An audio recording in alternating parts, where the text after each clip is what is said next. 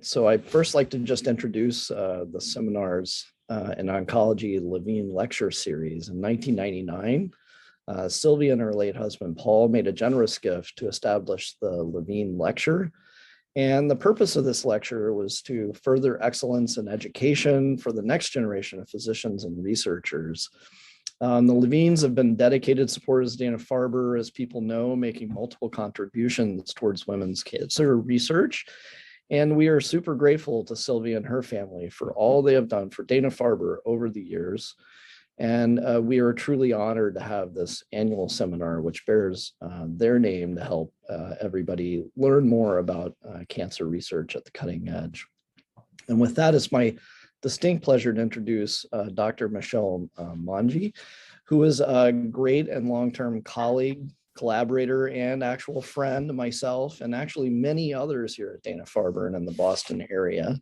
And some of this is because of her history. So she studied her MD PhD at Stanford, and then we briefly had her here, I would say, in residency in neurology at the MGH Brigham and HMS combined program. And after some attempts to try and convince her to stay, she did return to Stanford. So we presume she enjoyed it there. But she was forced to go back to Stanford, I would say. That makes us feel better. And she did her neuro-oncology fellowship there and went on to postdoc with Phil Beachy's lab.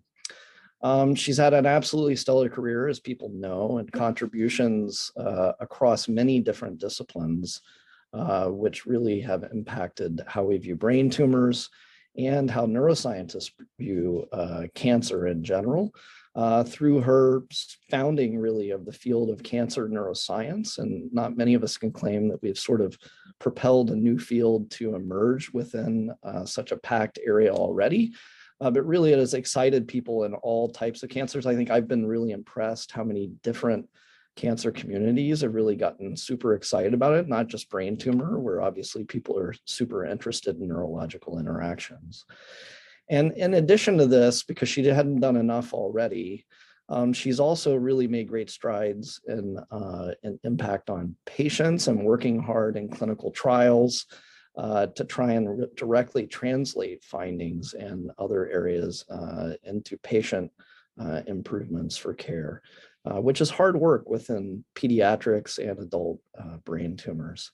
And she's been recognized well. I think she's gotten lots of awards and things. We won't go into all of them, but specifically receiving a Director's Pioneer Award is no light business. And I think these are all super well deserved, given all the contributions and breadth with which she's done. So it really is an honor to have you here, Michelle, and to present. And we thank you for joining us. And I'll just say to the audience, Michelle's going to launch into her talk. But if you have questions, please put them into the system by the Q&A button at the bottom, and the chat will leave free for other things. So thanks again, Michelle, and really excited to hear your talk. Oh, thank you for that wonderful introduction. Boston and Dana-Farber in particular really feel like home to me, and I wish I was visiting in person, and look forward to doing that very soon. So I'm going to speak about neuron-glial interactions in health and disease. And really broadly speaking, my laboratory tries to understand the molecular language that cells use as they work together to build and remodel the brain. And I want to tell you one story today in two parts about the way in which neurons interact with the glial cells that form the myelin sheath, and how we're beginning to understand that this is an experience and activity dependent process that tunes circuit function and contributes to healthy cognition. And then how these really powerful neuron-glial interactions are disrupted and subverted in the context of glial malignancies. But I like to start every talk with a broad consideration of neural development, and I think the best way to do that is to show you pictures of my children. This is my youngest daughter, Sophie, when she was an infant.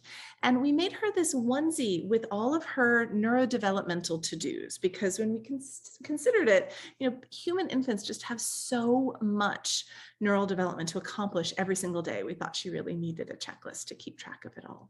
And really, it's astounding astounding. Humans make something on the order of 500 billion new synapses every day in the first year of life, on average.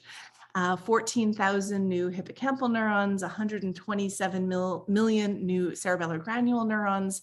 But really the biggest task that humans have in terms of postnatal neural development is to myelinate their central nervous systems. Myelination is a fascinatingly protracted developmental process, and it spans about 30 years of human neural development, following really predictable chronological and topographical patterns. In general, those patterns after a massive initial wave of myelination follow the pattern that more basic neural circuitry like that underlies sensation and movement myelinates prior to neural circuitry that is important for higher cognitive function, more complex neurological function. So for example, there's a discrete wave of myelination in the brainstem, particularly in the corticospinal tracts and the ventral brainstem and in sort of mid-childhood. And there's a discrete wave of neocortical and cortical projection fiber myelination in adolescence and young adulthood. And so this process of myelination, this process by which oligodendrocyte precursor cells or OPCs proliferate, generate mature oligodendrocytes that ensheath the axonal membrane to decrease transverse capacitance and increase the speed of neural impulse conduction, it doesn't end at the end of this developmental process, but rather continues, particularly in the neocortex and its projections, throughout adult life. And here's a historical lithograph showing this accumulation of myelin over the lifespan. This has now been viewed in real time using in vivo imaging of rodents. And it appears that in the neocortex, there is this, continual addition of new oligodendrocytes. We now believe that much of that is activity regulated, and continual addition of myelin to previously unmyelinated axons. And this is all fascinating, but it's also really important to understand because gliomas of childhood, adolescence, and young adulthood arise in a spatiotemporal pattern that fits pretty well with that pattern of developmental myelination. And we think that it really arises in the context of perhaps dysregulated developmental myelination. And that idea is concordant with the time and place that these tumors emerge. So for example, when there is this discrete wave of ventral pontine myelination in the corticospinal tracts, this is when one of the worst human cancers, diffuse intrinsic pontine glioma, tends to occur. And similarly, at a time when there is active myelination of the neocortex and intercortical projections, particularly in adolescence and young adulthood, this is when hemispheric high-grade gliomas tend to occur. And this is concordant with findings from my laboratory and from many others that many, not all, but many forms of glioma appear to arise from and molecularly resemble precursor cells in the oligodendroglial lineage, either oligodendrocyte precursors or just earlier pre-OPCs. And so we may glean really important clues to gliomagenesis by better understanding what normally regulates this process of gliogenesis. And that begs a very fundamental question. What does regulate the proliferation and functional differentiation of oligodendroglial lineage cells? Well, one idea that's been in the literature for some time, first introduced by Ben Barris in the early 90s when he was a postdoctoral fellow with Martin Raff, and then supported by some beautiful in vitro and correlational work from Doug Fields and others, is the idea that neurons themselves may be regulating the extent to which their axons are myelinated, and that this could happen in an activity and experience-dependent manner. This idea was very controversial in the myelin field for a number of years, in part because there are very clearly also activity-independent modes of myelination. If you put an oligodendrocyte in a petri dish with the appropriately sized fiber, it will myelinate that fiber, even if it's a dead axon or an inner nanofiber of the appropriate diameter. And so there's clearly an intrinsic program of myelination, but we wondered the extent to which that might be regulated in the intact nervous system, mammalian nervous system, by experience. And so when I opened my own laboratory now just a little over 10 years ago, that was one of the first questions that we set about to answer. Does neuronal activity regulate myelination and myelin-forming glial cells? Is myelin plastic and adaptable in adolescence or in adulthood? And so I'd like to focus a few minutes on this idea of myelin plasticity, of activity-dependent adaptive changes in myelin that support normal circuit tuning. And to introduce you to some of the people who've been doing this work, this is Erin Gibson, who was my very first postdoctoral fellow now 10 years ago. Erin is a independent investigator now, an assistant professor in the Department of Psychiatry at Stanford, running her own lab. And if there's anybody interested in glia in general and myelin in particular, Erin's lab is just absolutely fantastic. And this is Anna Garrity, who's currently an instructor in neurology in my lab, having spent her postdoc with me. And what Erin and Anna and many others in the laboratory have done is to leverage tools of modern neuroscience like optogenetics to probe these interactions of neurons with other cell types. And so, as this audience probably knows pretty well, optogenetics allows for control of targeted populations of cells that express these light-sensitive ion channels. This is channel rhodopsin 2, which is a blue light-sensitive cation channel. And if we express channel rhodopsin 2 in cortical projection neurons, then when we deliver blue light at the surface, it stimulates these apical dendrites and elicits an action potential at the frequency at which we fire, we pulse that blue light. If we do that in the motor planning or M2 cortical area of a mouse, it will begin to exhibit complex motor output as we pulse that light, eliciting action potentials in cortical projection neurons at the frequency at which these motor neurons typically fire, which is 20 hertz. Then we know we've successfully recruited physiomimetic activity within the premotor motor planning circuit, and we can ask really straightforward questions about how other cell types within the stimulated circuit respond to changes in neuronal activity.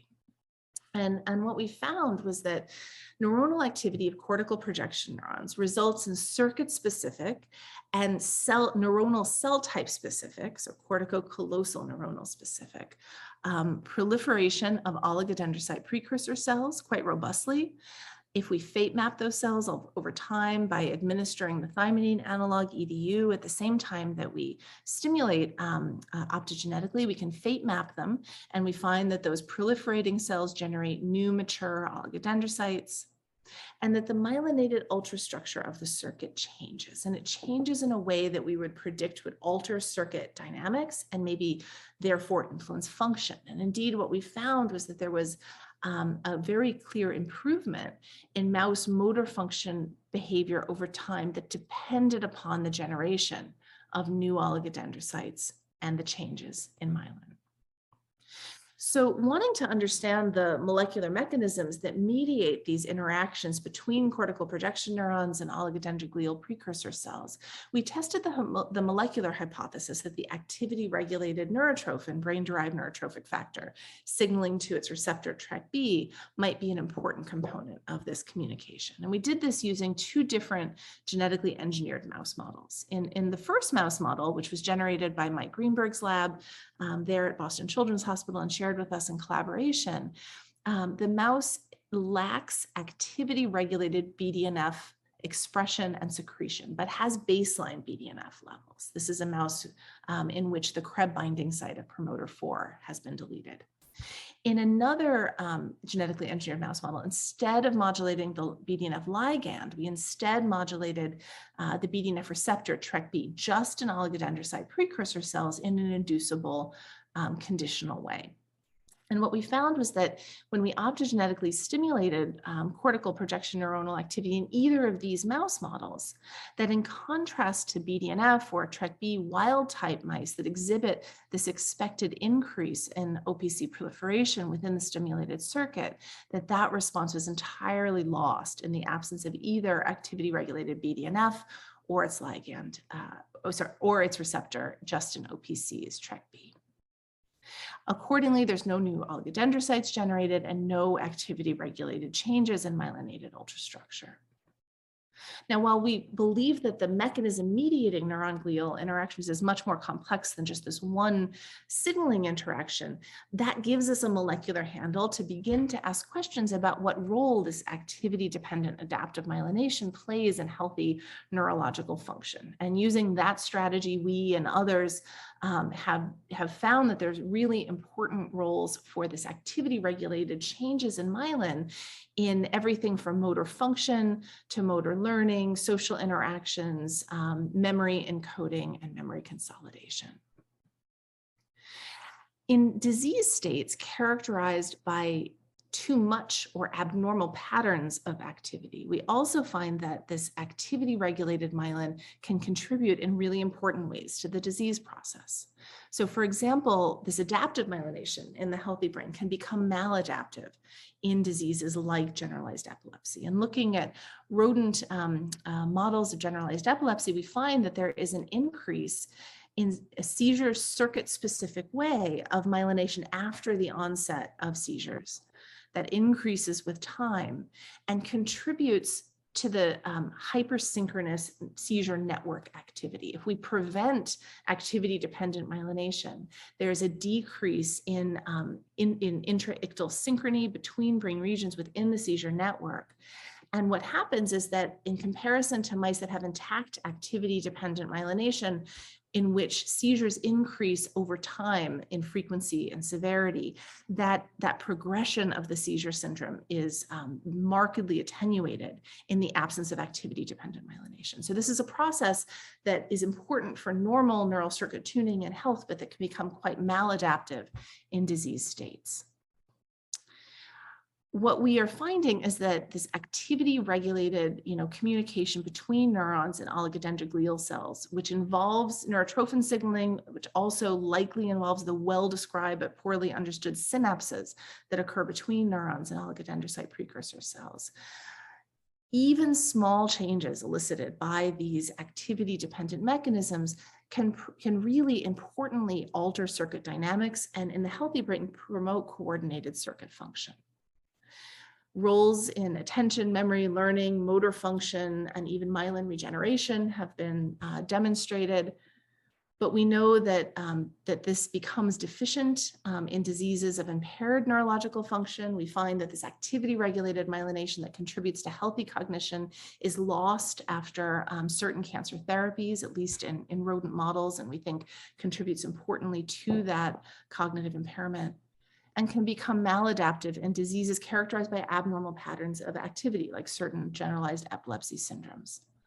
But what happens if this OPC has an oncogenic mutation? What happens if this is a malignant glial precursor cell rather than a healthy one? Might these powerful mitogenic signals be subverted in the context of glioma? So I'm going to focus the rest of the talk on this idea of malignant myelin plasticity, of activity-dependent glioma growth. And to introduce you to some of the people who've been leading this work, this is Hamsa Venkatesh, who joined my lab as a really brilliant cancer biology PhD student. She stayed on to be a brilliant postdoctoral fellow, and now she is a brilliant faculty member at your institution at Dana-Farber and Brigham and Women's Hospital. So you are very lucky to have her. And if there's anybody in the audience excited about cancer neuroscience, I strongly suggest that you reach out to Hamsa. This is Yuan Pan, who is she just finished her postdoctoral fellow in my lab and just is presently starting her own laboratory at MD Anderson. Katie Taylor and Tara Barron are both current postdocs in the lab. And these are the diseases that, that we think about in the lab and that I focus on clinically. These gliomas of childhood, which as I mentioned earlier, arise in this predictable spatiotemporal pattern that really suggests an underlying dysregulation of normal neural development and plasticity. To introduce you to some of the tumors that we're going to talk about and also to sort of demonstrate this concept of different times and different places of gliomogenesis. This is an optic pathway glioma occurring in a very young child with the tumor predisposition syndrome, neurofibromatosis type 1. This is a low-grade glial malignancy that can be quite debilitating. This is diffuse intrinsic pontine glioma shown here in the pons of a 6-year-old child. This is a disease that is very closely molecularly related to this tumor that happens in the thalamus, this diffuse midline glioma. They share a lot of molecular similarity and are driven by a particular mutation in a histone, in genes encoding histones. But the thalamic gliomas tend to occur in slightly older children. And then hemispheric high-grade gliomas of adolescence and young adulthood. Here are molecularly distinct, but radiographically and histologically very similar to adult glioblastoma. And the question of whether neuronal activity might similarly promote glioma proliferation, honestly, is something that I started thinking about when I was a neurology resident at the Brigham and was doing my neuropathology rotation. It's really been suggested for nearly 100 years by this recognition, first by the neuropathologist Shear, and now characteristic of gliomas, of a phenomenon called perineuronal satellitosis, the propensity of the malignant glioma cells to cluster in very tight microanatomical association around mature neurons in the tumor microenvironment, as well as suggested, I think, by the propensity of gliomas to then invade along axon tracks. I want to point out that this particular H&E image of a diffuse intrinsic pontine glioma comes from an early postmortem sample from a 5-year-old patient of mine who I took care of when I was a neuro-oncology fellow at Stanford. It was his tumor donation in the early hours after his passing that allowed us to generate the first cell culture and xenograft model of DIPG, something that I was inspired to do actually by working with Keith Ligon at the Brigham when I was a resident. And it was, really his and many other patients, incredibly generous donation of tumor tissue that has enabled all of the work that I'm about to show you. And so I just want to acknowledge that incredibly important contribution of patients and their families. So to ask the question of whether neuronal activity might similarly promote the proliferation and growth of malignant glioma cells as it does their normal counterparts, we use that same optogenetic stimulation paradigm, stimulating cortical projection neuronal activity, but this time in the context of a diffusely infiltrating cortical glioblastoma from an adolescent patient of mine. And what we found was that when we stimulated cortical projection neuronal activity, that resulted indeed in an increase in glioma cell proliferation, and over time, an increase in the overall tumor burden, specifically within that corticocallosal premotor circuit. So brain activity can drive brain cancer growth. More recently, in collaboration with David Gutman's lab at Washington University in St. Louis, we looked at a genetically engineered mouse model of low-grade glioma occurring in a neurofibromatosis type 1 genetically engineered mouse model. And in this mouse model, there's a really reliable, consistent development of these optic pathway low-grade gliomas in the optic nerve around 9 weeks of age of the mouse. What we found is that if we optogenetically stimulated optic nerve activity just prior to the onset of the tumors that emerged were much larger than those in their similarly manipulated but not optogenetically stimulated littermate controls. Now, that optic pathway glioma model gives us a really exciting opportunity to ask questions not just about tumor growth, but also about tumor initiation, because we know exactly what circuit that the tumor is going to occur in, and we know exactly when the tumor is meant to occur. And so we did a very simple experiment, and we modulated optic pathway activity just by changing visual experience in these mice. If we place these mice in complete darkness, around the time that the tumors are typically form at 9 weeks of age, or just after tumor initiation at 12 weeks of age, what we find when we examine them at 16 weeks is that far fewer and much smaller tumors form in mice with decreased optic pathway activity because of decreased visual experience. If instead we place the mice in darkness prior to tumor initiation at 6 weeks of age, absolutely no tumors form, despite the genetic predisposition of this mouse model to tumor formation in the optic nerve. And even if we return mice to normal visual experience after what appears to be a susceptibility period in sort of mouse early life. So what are the molecular mechanisms that are mediating these really potent interactions between neurons and glioma cells, relevant both to initiation and to tumor growth? We first hypothesized that there might be activity-regulated paracrine factors that mediate these interactions. And we tested that using healthy explants of either mouse cortex or mouse retina plus optic nerve.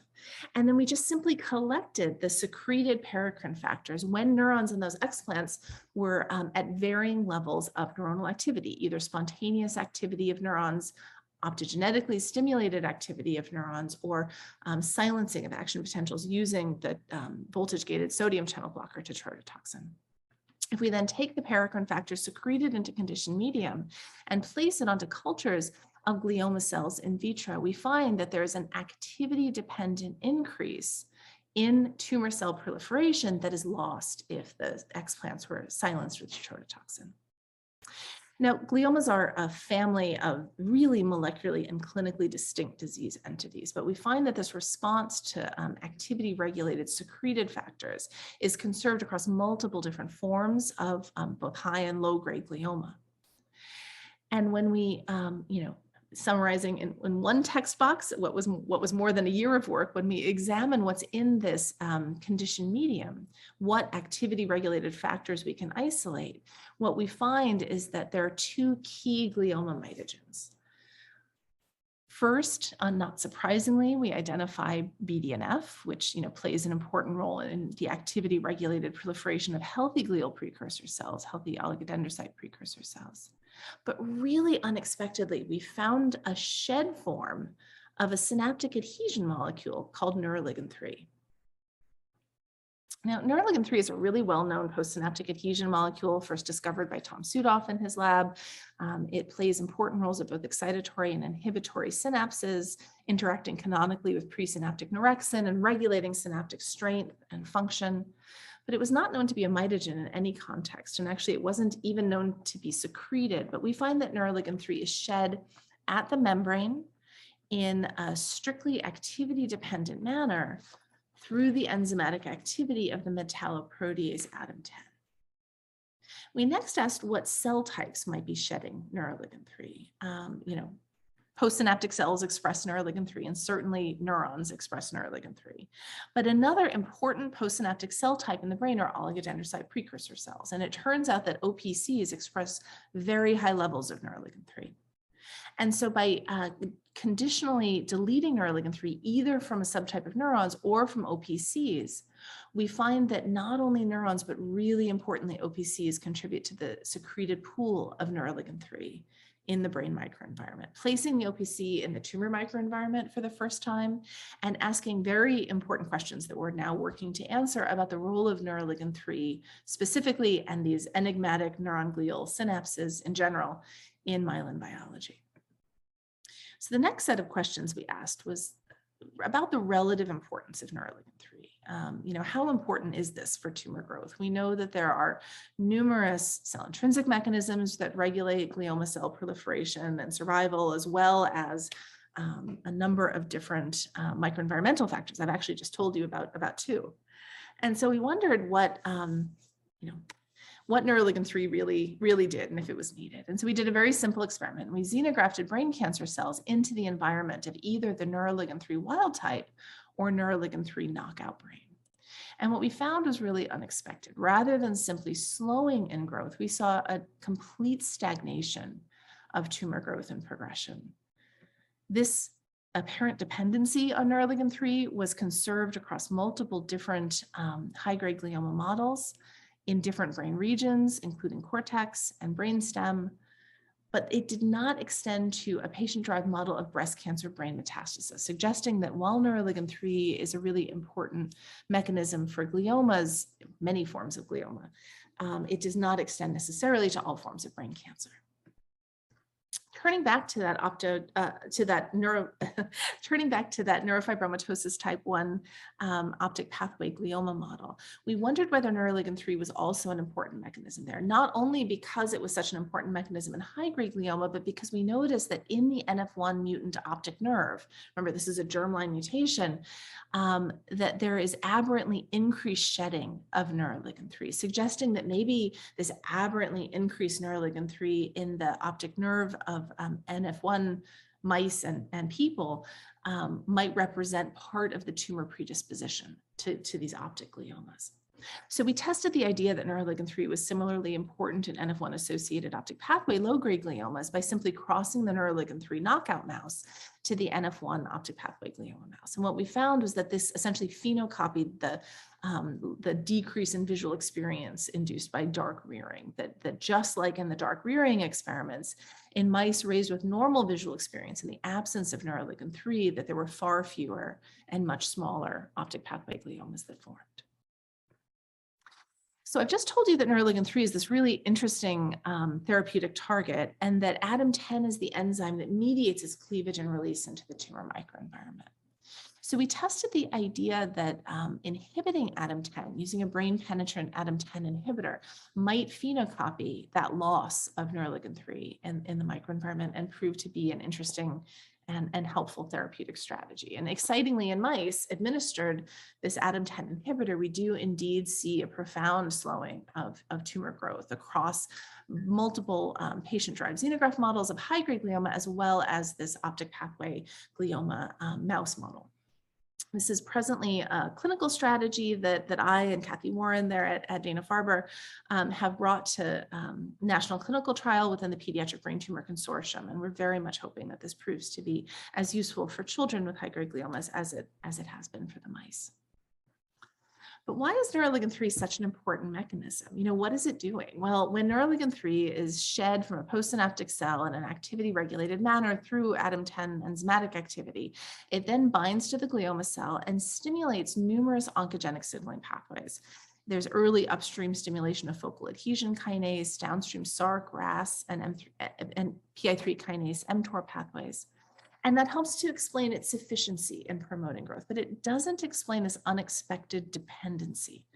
And so we dug deeper and we looked at the gene expression changes attributable to neuroligin-3 binding.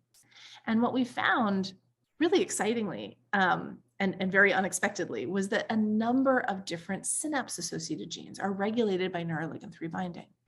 There's a feed-forward effect of neuroligin-3 on its own expression. The glioma cells begin to express neuroligin-3 once exposed to neuroligin-3 in the tumor microenvironment, together with upregulation of the BDNF receptor, TREC-B, and also a number of other synapse-associated proteins like glutamate receptor subunits, particularly AMPA receptor subunits. In collaboration with Mario Suva and with Mariela Philbin, we then examined at the single cell transcriptomic level primary biopsy samples across the major classes of high-grade glioma, including H3K27M mutant diffuse midline gliomas in gray, IDH wild type high-grade astrocytomas, and IDH mutant high-grade astrocytomas. And what we found was that in the malignant cells in these primary biopsy samples, there was similarly dramatically upregulated regulation of AMPA receptor subunits, of the neuroligands, and other synapse-associated structural proteins.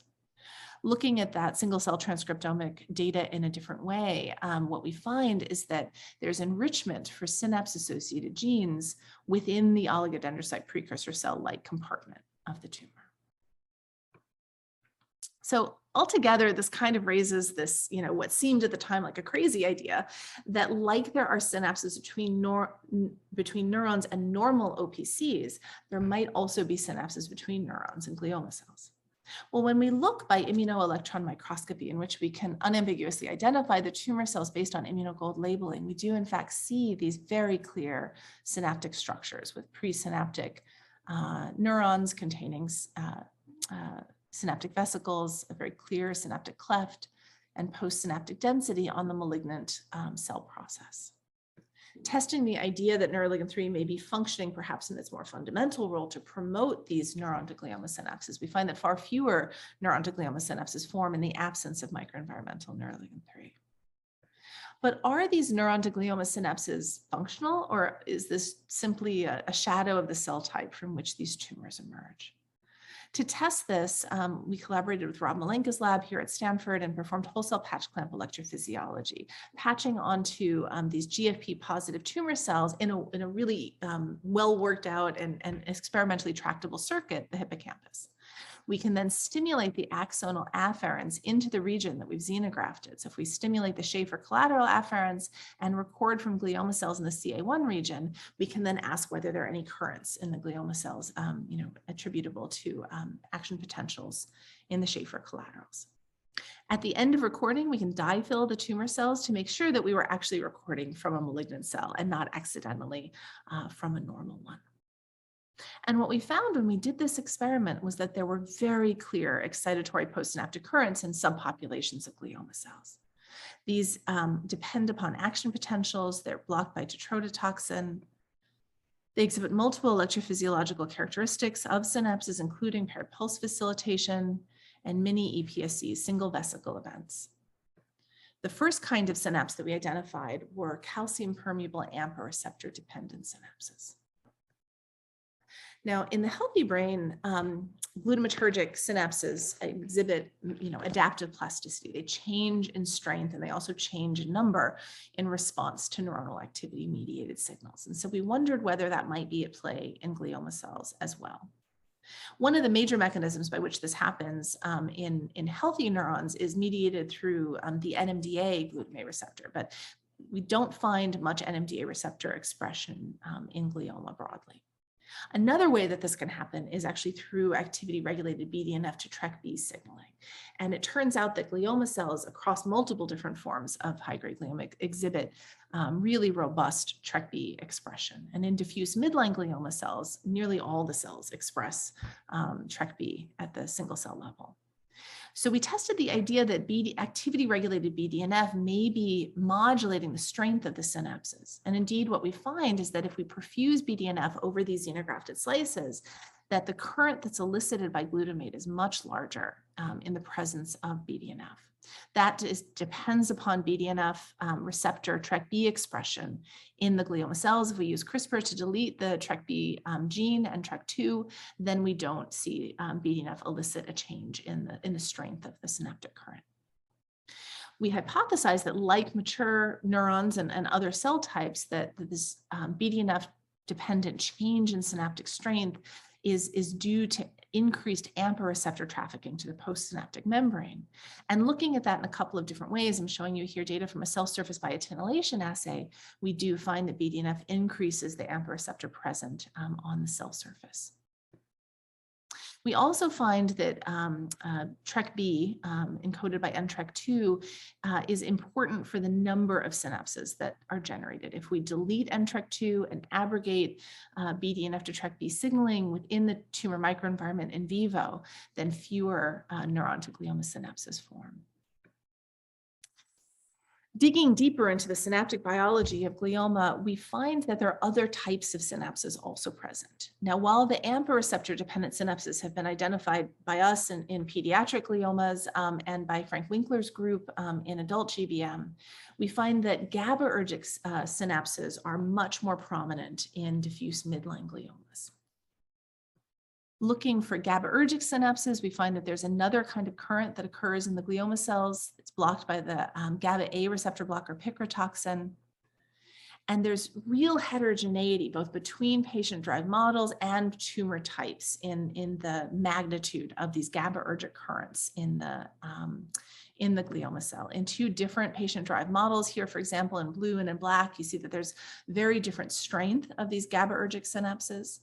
We do not, in any of the adult IDH wild type GBM models that we examine, find a GABA evoked currents of any size.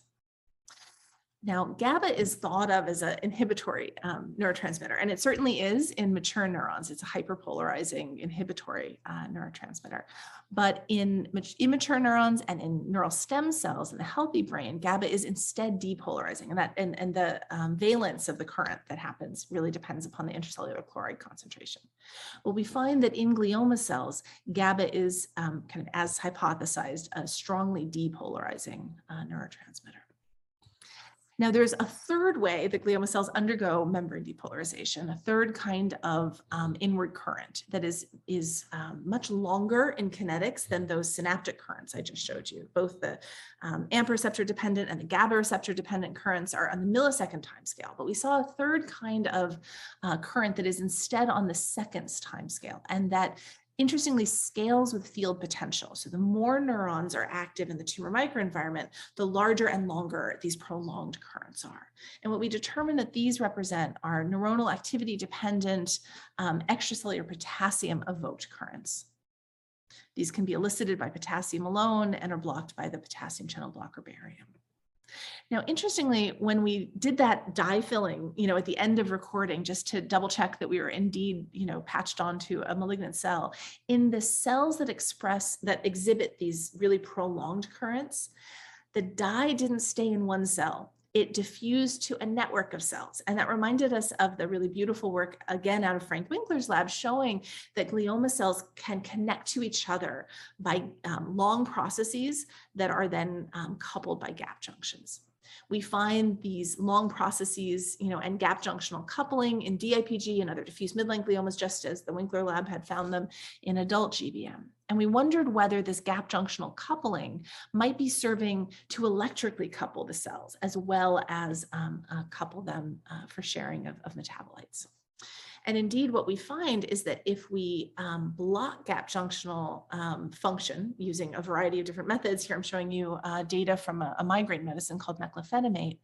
If we block gap junctions, then the amplitude of those prolonged currents is much smaller, suggesting that the gap junctional coupling is serving to amplify through a gap junction coupled tumor network these potassium evoked currents. Okay, so the glioma cells have at least 3 different ways in which they undergo membrane depolarization. That's a very metabolically expensive thing to do, so it must benefit the tumor in some way. And that would make sense that membrane depolarization might modulate glioma cell proliferation or growth, because we know in the developing brain that there are voltage sensitive mechanisms that regulate normal neural stem cell proliferation and differentiation and migration. There are synchronous, deep waves of depolarization and consequent calcium transients in the developing germinal zone of the brain. So it makes sense that the glioma cells might be hijacking those mechanisms. We wanted to test whether membrane depolarization per se was promoting glioma cell proliferation. And we did that again using optogenetics, but this time expressing the light sensitive channel rhodopsin 2, not in the microenvironmental neurons, but rather in the tumor cells themselves. And in that way, we can use blue light to open up this cation channel and depolarize the tumor cell. And what we find is that when we xenograft a patient-derived tumor expressing channel rhodopsin 2 to the mouse cortex and then optogenetically depolarize the xenograft, that indeed that increases the proliferation rate of the tumor cells. While conversely, blocking glutamatergic neurotransmission, or actually in DIPG, blocking GABAergic neurotransmission has a stark growth inhibitory effect. In summary, we're finding that glioma cells are integrating into the neural networks they invade.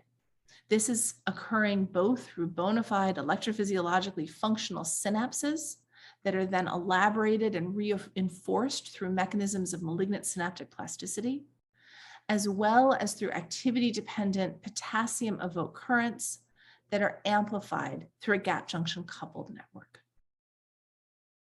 We can visualize this in the tumors using genetically encoded calcium indicators. And so here I'm showing you a 2-photon imaging movie of DIPG cells expressing GCAMP6S xenografted into the hippocampus. And you see that when we stimulate those Schaefer collateral afferents, that there is an evoked calcium transient. This depends upon neuronal activity. It's blocked by tetrodotoxin. And of course, there's spontaneous neuronal activity in the tumor microenvironment. And I think this particular calcium imaging movie really underscores what is, for me, a startling realization that this cancer is an electrically active tissue. And that is not how we have been approaching, understanding, or treating it. We really now need to, as a field, understand the mechanisms of malignant circuit assembly, plasticity, and evolution over the disease course, to determine the granular details of these voltage sensitive mechanisms of tumor cell proliferation.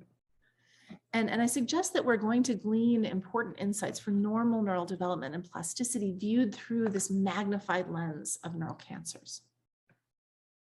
I want to end with the idea that interactions between neurons and glioma cells are not unidirectional. These are very much bidirectional interactions. Harold Sontheimer's group has shown that gliomas increase the excitability of neurons in the microenvironment, that this happens in adult GBM through non-synaptic secretion of glutamate, through glutamate cysteine exchangers. Ben Denine's group has shown that the secretion by the tumor cells of synaptogenic factors also contributes to this hyperexcitability.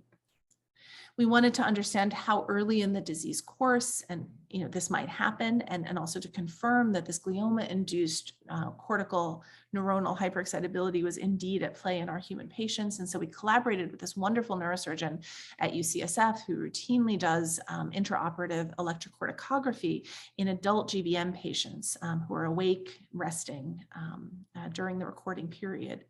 And what he does is he places these field recording grids over the tumor-infiltrated cortex and more normal appearing brain.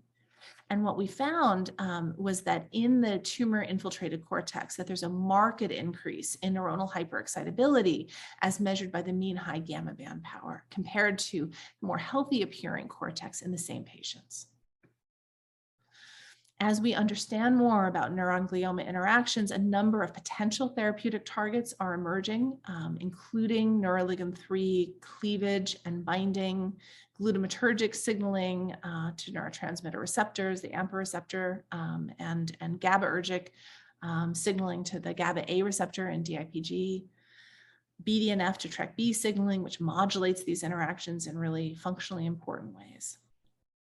And I think the mechanistic parallels that are evident between normal neuron glial and malignant neuron glioma interactions really underscores the extent to which this cancer is simply hijacking mechanisms of normal development and plasticity, and demand that we study this from a neuroscience perspective.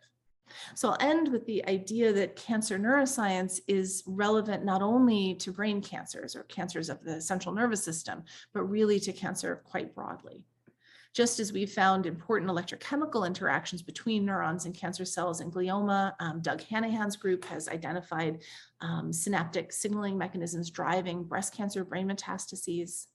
This concept of paracrine activity-regulated neural cancer interactions extends well beyond the nervous system, well beyond the central nervous system to the peripheral nervous system, and its interactions with prostate, pancreas, stomach, colon, skin, and breast cancer. It's the same exact paradigm by which, in this case, peripheral nerve endings release in an activity-dependent way substances like neurotransmitters that drive cancer cell growth. The cancer cells, conversely, secrete axonogenic factors that increase the ingrowth of these peripheral nerves into the tumor microenvironment. And just like we see in the brain, a malignant cycle of interaction is set up. There are, of course, really important systemic neural cancer interactions that mediate immune dysregulation and disruption of sleep, mood, and cognition. And any consideration of the neuroscience of cancer has to include a deep understanding of the neurotoxic effects of our traditional cancer therapies, including cognitive impairment and peripheral neuropathy. And I asked the question, to what extent does the neurotoxicity of our therapies actually relate to their therapeutic efficacy in disrupting these interactions? And as we understand that, we may be able to begin to develop more specific and less toxic therapies. There are many people to thank. I want to just again highlight Hamza Venkatesh, who did a lot of the work that I just showed you, our collaborators, funding sources, and of course, the patients and families whose donation of tumor tissue enables the work that we do. Thanks so much for your attention, and hopefully we have a little time now for questions. Yes, we certainly do. Thanks, Michelle, for that wonderful talk. Our first question from the Q&A, again, just reminding people that if they have questions, they can place them into the Q&A button at the bottom of their Zoom screen. First one is from Jonathan Frieden, who asks, are there neuronal tumor interactions, these interactions that go on, is it possible they're actually doing anything helpful for the organism? Either, I guess, to the environment or of the brain, or is it possible too, I guess, that they might be, in addition to stimulating, could they be somehow also useful that if you remove them, the tumor might, not grow quite as well? Yeah, so I think, the way that these neuron glioma interactions are influencing the rest of the tumor microenvironment is a really important question. Are there also, activity regulated changes in the tumor immune microenvironment? How do other glial cell types that very, very, intimately contribute to normal neural circuit development, plasticity, and function influence this malignant circuitry that has developed? These are all questions that we're actively working to answer. So more to come. I do think that as the tumor integrates into neural circuits, we start to see circuit dysfunction, and that is part of the symptoms that we see in our patients, or a big part of the symptoms. What's always astounded me, and something that I spent a lot of time thinking about back when I was a resident, and began thinking about this potential interaction, we see such big areas of brain and brainstem involved by gliomas, yet patients typically present with really pretty mild symptoms. And it's not, I think that really shows us that this is not a primarily destructive process. It is a disease that depends upon the activity and function of the nervous system. Over time, there's dysfunction, but as we specifically disintegrate the cancer from the normal circuit, we've seen in some therapeutic contexts that the patients do get much better. So that the normal circuitry is there. It's just perhaps disrupted. We've got Dr. Tony Latai, who's asked, does synapse formation or depolarization actually affect sensitivity to chemotherapy or chemosensitivities? Yeah, that's a great question. And I think there's some unpublished work in the field that's going to answer that question. I do suspect that these neuron to glioma synapses protect the tumor cells, and that targeting these interactions is going to be important, not just to slow the growth promoting signals that are being communicated between neurons and glioma, perhaps also to make our therapies more effective and to address a resistance mechanism. One question I had was, there's a interesting parallel for early in your talk. There's the myelin, and many of the disorders that come from myelination are immune mediated. So one question is, the immune system seems to recognize myelin quite well, produced by oligodendrocytes. Have you looked into any aspects how that might be turned to benefit, since the tumors relate to those cells? Is there any way to improve immuno-oncology through that, and more effectively target those tumors? Yeah, no, this is a wonderful question. I spoke earlier in the day at a different seminar series here about CAR T cell therapy for gliomas, in which we can really now see in our patients evidence of efficacy and really, really hopeful responses in some patients and not others. And what is modulating the therapeutic response almost certainly relates back to not only the broad microenvironment, but also, I think more specifically, the rest of the immune microenvironment and its interactions with neurons. I think that activity is likely regulating that immune microenvironment that is either helping or hindering the immunotherapeutic response in ways that we're only now beginning to understand. So certainly, leveraging any immune susceptibility of this cell type, for immunotherapy is going to be important. Understanding the factors that regulate the immune response in the brain, many of which are activity regulated, I think is going to be really important to optimizing immunotherapy. We've got a couple of questions that I'll kind of combine into one, from Aaron Walsh and Julie Sesson, which have to do with whether or not the signaling between the tumor cells and the synapses with neurons and things might have effects on the environmental communication, specifically maybe with have you seen effects with migration, which has a very complex signaling for glia along axons and things like that? Yeah, yeah.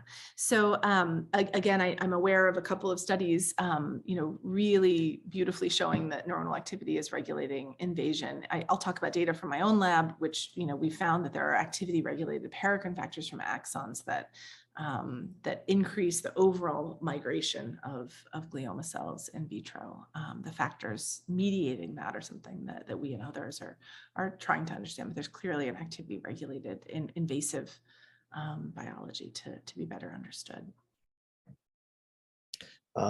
Ian Vasika asked a question about whether or not brain mets form, their propensity to form in the brain and spinal cord. Are those driven at all, do we think, by voltage sensitive mechanisms of proliferation, or potentially, again, is the environment somehow altered to help favor metastasis? You should talk to Hamsa Venkatesh, who is here and studying this. I will talk about published work from Doug Hanahan, who showed that breast cancer brain metastases form a perisynaptic partner with around neuron to neuron synapses and glean glutamatergic signaling, stimulating the breast cancer brain met NMDA receptor and promoting growth. I think that the extent to which this biology is recapitulated in other brain metastases and additional mechanisms by which neuronal activity might be influencing brain met growth is an incredibly exciting and important area. And again, encourage you to reach out to Hamsa, who has some fantastic unpublished data. Mariana Garcia Corral asked whether or not this type of activity and signaling when the tumors, say, are, for instance, near the meninges, might there be interesting interactions there? I know in the cerebellum, for sure, there's a lot of interesting signaling and medulloblastoma and granule cell neurons between meninges. Yeah, this is such an interesting question. How does neuronal activity influence not only kind of resident tumor immune microenvironment, but influence the trafficking of cells into and out of the brain borders? I hope to have data about that sometime soon. I don't have an answer, but absolutely that could be happening. And hopefully some ongoing experiments will help us to understand how neuronal activity is regulating both trafficking into and out of the brain, as well as what's happening locally in the parenchyma. I'll ask one last kind of practical question related to immuno-oncology interest in the area that overlaps, which is, targeting of adenosine and how that interacts. There's obviously a lot of cancer types being studied for the immuno effects on lymphocytes and other cells for adenosine signaling. I've always been fascinated that people thought this was an interesting thing to target, given how important and essential it is to the brain function, particularly for tumors. But there are a lot of strategies for that. But I think people would be curious to hear your input on that, given it's kind of your space. It's really fascinating. And there's been some beautiful work out of Ann Schaefer and Upong Ayo's labs that, microglial adenosine signaling with neurons through P2RY12 really regulates neuronal excitability, and disruption or dysregulation of that contributes to seizures. And what we find actually, and we published, although it was sort of a side point, was that, the effect of DIPG tumor cells on microglia and the tumor microenvironment is to modulate that P2RY12 expression, and almost certainly that's a mechanism that is contributing then to the neuronal hyperexcitability. So I think there's a lot of really interesting questions about adenosine signaling and the role that may have in these bidirectional neuron glioma interactions, the role that microglia then play, not just as suppressive cells in the tumor immune microenvironment, but also as cells that might be contributing in really active ways, if you excuse the pun, to the hyper excitability, of the malignant circuit. I mean, lots of really important complex interactions that need to be better understood. Well, thanks again, Michelle, so much. Obviously, from thanks to the audience too for a lot of great questions, and clearly a lot of future work to do to understand how these might interact, both within the brain and also in other cancers at their resident organs that are also innervated. So thanks again to everyone, and thanks to the Levine family for sponsoring the lecture.